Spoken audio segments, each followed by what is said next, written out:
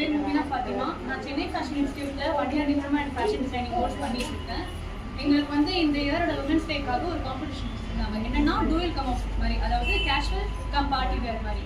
நான் அதனால வந்துட்டு ஒரு சாரீ எடுத்து அதை வந்து கேஷுவல் வேராக கன்வெர்ட் பண்ணுறதுக்காக ஒரு அம்ப்ரெல்லா ஸ்கர்ட் மாதிரி ரெடி பண்ணியிருக்கேன்.